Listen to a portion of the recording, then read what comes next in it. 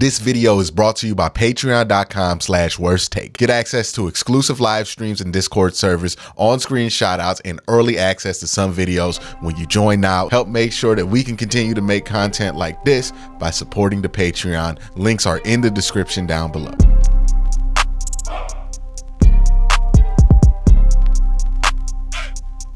So the Browns get another victory in a week where everybody counts them out. Everybody thinks that they're dead. And I talked on this on the live stream, and I'll touch on it a little briefly before I get into it, is just count the amount of people who were wrong about this team at the beginning of the season, right? Oh, this team's going to be, people were predicting that this team with a Deshaun Watson healthy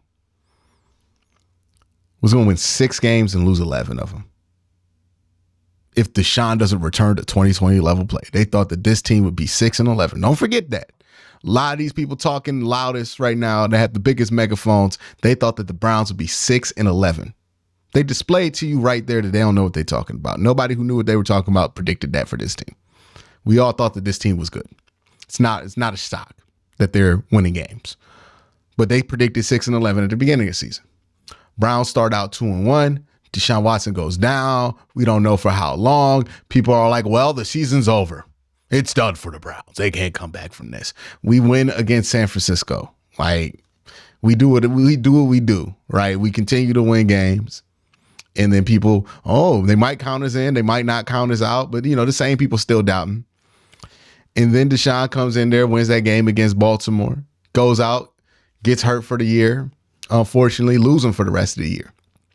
People telling us again, the same people, oh, the season's over. Why do we keep listening to these same people who've been wrong all year about this team? There have been a clear list of people who have been wrong all year, whether they're the people who want Baker Mayfield back, whether they're the people who hate the Deshaun Watson trade, whatever it is, there has been a group of people who have been demonstratively wrong. And we pointed out that they've been wrong even before it was proven that they were wrong all year. And they continue to tell us what we should think about this Cleveland Browns team. Well, I'm here to tell you that don't matter. What matters is the win-loss record. What matters is what you see every Sunday. And what you see every Sunday is a 7-3 football team that does not quit. One of the best defenses in modern NFL history, continuing to do what they do. That was a dominant performance by them. They gave up the one long touchdown to Jaylen Warren. But other than that, shut it down. Shut it down. Gave up the one big play. Okay, that happens. Shut it down. Just shut it down. Offensively, it was tough. It was a struggle on offense. Absolutely. We can acknowledge that. We can also acknowledge that this was a rookie quarterback's second start, first real start in the NFL when it comes to having any level of preparation for the start from a coaching standpoint and a personal standpoint. And he did what he needed to do at the end of that drive to win it. Remember how unsold people were on Jacoby Brissett. Especially the people who told you, who were wrong about Jacoby Brissett, who were also wrong about this team this year, right? Like the people who were like, oh, we should have traded for Jimmy Garoppolo. We're going to waste Nick Chubb and we're going to waste this season because we're not getting a good enough quarterback. Well, you go out there with Jacoby, that first game, it doesn't look super great, but you do enough to win. But as weeks go on, you start to see Jacoby get much better in this offense. Look, that was an offense adjusting to having a new quarterback in. That was an offense adjusting to catching passes from a different quarterback with a different throwing style, with a different tempo. You know, you go from Deshaun, who's not going to be super on time, to DTR, whose game predicates on him being on time. You know, that's the difference. That's going to be a difference that you have to adjust to. If you're the Cleveland Browns, if you're those wide receivers, you saw those adjustments being made. You saw people have to get used to catching the football from a different quarterback. These are the things that happen. None of what I saw was reason to get off of DTR. I see people already calling for Joe Flacco. No, I think DTR is a better option at this point. Joe Flacco's a in case of emergency kind of option, but DTR, You should stick with him. Did enough to help you win. You continue to play well with him, and you continue to give him time. I think he will show you why they thought so highly of him. I think he had a couple high-level throws in this game, especially on slants to Amari Cooper with time. So I think that he'll do well in this offense. Give it time. This is the first game for him.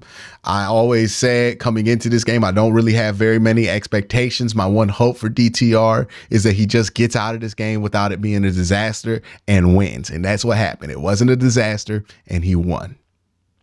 That's all you needed, right? Let's get on to the next week. Try to get through next week as well. And then get through the week after that. Come back from that road trip. You have a home game. Then we start talking about polish once you're talking about playing like the Chicago Bears at home. We'll start talking about polish there. But as far as like the next few weeks go, it's going to be a little bit of a process, and we got to stop expecting to skip the process at the quarterback position. We did this with Deshaun. We can't do this with DTR. It's going to be a little bit of a process. Could not expect his first game back versus the Pittsburgh Steelers was going to be easy. It wasn't. Even though in the first half he looked pretty smooth, they clamped in on what he wanted to do. He had to adjust. He learned to adjust through those adjustments, and they made those adjustments, and then he won the game. So good enough game by DTR. Exactly what you hope to get out of him. He only turned the ball over one time. It was a tip ball. He just didn't get it there in the right spot. He'll fix that. But I thought he did a really good job of not taking sacks. He only took one sack, and it was only for 2 yards. The main key to this game, I said before, was stay ahead of the sticks and don't get yourself pushed behind the sticks. I think the Browns didn't have very many penalties, and they didn't get sacked. They stayed ahead of the sticks. They did not put themselves behind the sticks. They did a really good job of doing that. And I think DTR played his part, right? Unfortunately, he had the turnover. Is what it is. Came back from it, had the game-winning drive. Shout out to D-Hop, one of the best trades in Cleveland Browns history.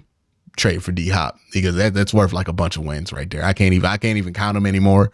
D-Hop has been invaluable to this team. Let's talk about Myles Garrett, and let's talk about the TJ Watt comps, right? Because we always love to compare TJ Watt to Myles Garrett, but I really do think it's unwarranted this year. TJ has not been the same level of edge rusher he's been in previous years. His pass rush win rate is not there. His win rate per true drop back is not there. He's just not been near the same caliber of edge rusher as he's been in years past. He's been near it, but he's not been that elite level TJ Watt that we're all used to seeing. He's been below that this year, and Myles has been better than he's ever been. I see two players headed in different directions. Maybe that TJ's plateaued a bit. Myles is on his way up, and I think Myles is clearly the better player this year. I mean, I thought he was the better player last year as well, but I think he's clearly the better player this year. You saw it today. TJ going up against 2 backup tackles, got 1 sack for 2 yards. Myles Garrett almost forced a safety. Should have been a safety. Got 2 sacks in this game. Completely outplayed him on every level. And the Browns defense outplayed the Steelers defense, right? But a lot of the Steelers stops was predicated on DTR kind of getting lost with what they were trying to do. They were from a schematic standpoint, but a lot of what the Browns were able to do successfully against the Pittsburgh Steelers, some of it had to do with Kenny just not being very good. I'm gonna be honest with you. But a lot of it had to do with just clamping in on what that he likes to do. And Kenny Pickett's not a good quarterback. We know this about him, and you played him like you would play a not good quarterback, and the defense did a really good job of clamping in on Kenny Pickett. Now, Jaylen Warren, that was a little bit of an issue. We've seen these running backs get the Browns issues over the years. Maybe with AWalk being back, it allows you to play a little heavier. But right now, it's just not the greatest run defense in the world. Like, I think they need to step it up in that area, especially if you want to carry this offense through tougher opponents in playoff time. You're going to have to do something about that. But I think the offense, look, it was a work in progress. We knew it was going to be a work in progress. Once they announced that DTR was going to be the starter, but they did what they had to do. I mean, beating Mike Tomlin with a rookie quarterback, I've heard only 5 other teams have done it. The Browns have added their name to that list, 2 this year, by the way. So maybe some of that rookie quarterback magic that Mike Tomlin had just doesn't exist anymore. But Browns are the 2nd team to beat them with a rookie quarterback this year, and the 6th team to beat them with a rookie quarterback, period. And that's a credit to the defense. It's a credit to DTR stepping up in the moments that he needed to step up in.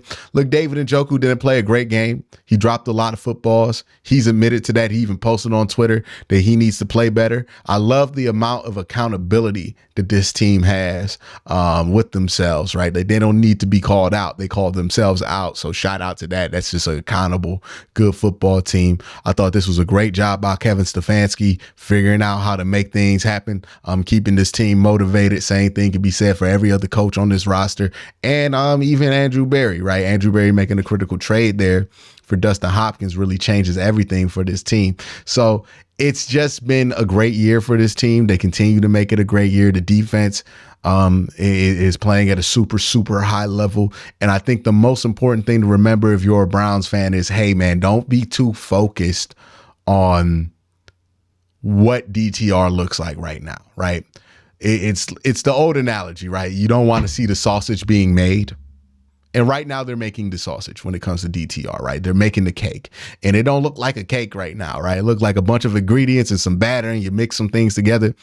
But the good thing about this Browns team is they have a good enough run game. They have a good enough, not just a good enough defense. They have a good enough defense and a good enough offensive line to give themselves a lot of time to figure things out. They're 7-3. They have a lot of time to figure things out with DTR and how to operate for the rest of the season. They have a lot of room for error, and they're going to make that room for error count for something, right? They're in a good position to be where they're at. Don't expect that this is what it's going to look like for the rest of the year, or this is what it's going to look like all year with DTR. You know, they're going to make incremental improvements every week, get better every week, and add things on and stack things on top of things when it comes to getting DTR better. And they have the time to do that. So it's good. It's really fortunate for the Cleveland Browns. Not just the time, they have the time, the record, the defense, the run game, offensive line to allow them to have some learning pain, so some learning curves to this offense. And I think they'll make the adjustment. Again, similar to Jacoby Brissett, he started off a little slow here in Cleveland, but by week 3-4, he was rocking and rolling. We were really excited about the level of quarterback play that we were getting out of somebody we didn't have that many expectations from. I think we'll be in the same spot with DTR, if not a higher spot, because I do think he has a little bit more potential than a Jacoby Brissett because he's younger and a little bit more athletic.